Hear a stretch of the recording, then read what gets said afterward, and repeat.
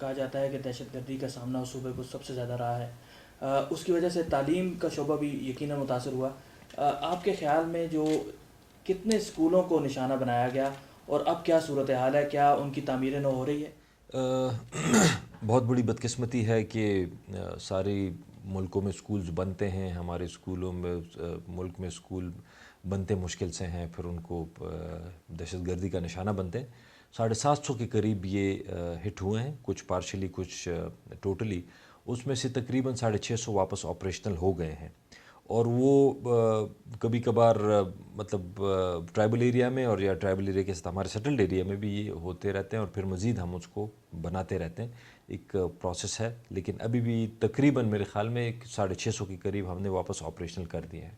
کس طرح تعلیمی اداروں کی سیکیورٹی کو یقینی بنانے کے لیے کیا آپ دوسری وزارتوں یا دوسرے عہدیدار ہیں ان کے ساتھ رابطے میں ہیں تاکہ مستقبل میں ایسا نہ ہو؟ دیکھیں، میں ریئلسٹک آدمی ہوں، ریئلسٹک بات آپ کو بتاؤں گا کہ اگر آپ اس کو اس سینس میں دیکھیں کہ جی ہم وہاں پہ پولیس والے بٹھائیں، ہم وہاں پہ چوکیدار بٹھائیں، ہمارے صوبے میں جو میری ڈپارٹمنٹ کے انڈر اسکولز آتے ہیں وہ ہیں 28,500، 28,500۔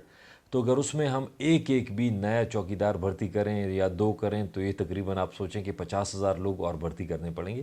تو اتنے نہ صوبے کے وسائل ہیں، ایک چوکیدار ہوتا ہے، لیکن اس سینس میں نہیں، یہ ساری چیزیں ہوں گی جو ہم بات کرتے ہیں نا پالیسیز سے، کہ آپ اپنی پالیسیز ٹھیک کر دیں۔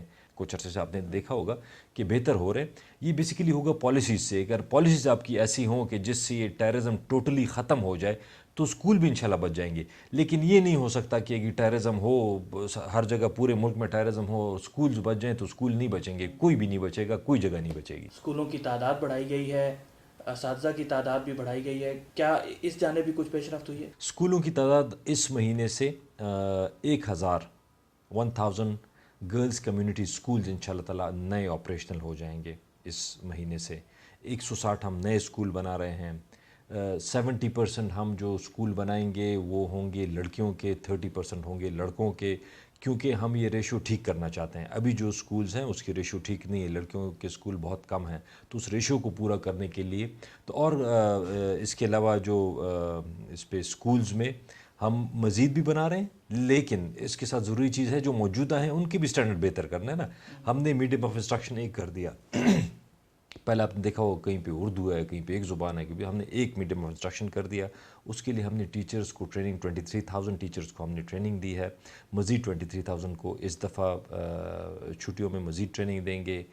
پہلی دفعہ ہم نے سمر کیمپس کروائے سرکاری اسکولوں میں، پرائیویٹ اسکول میں ہوتے ہیں۔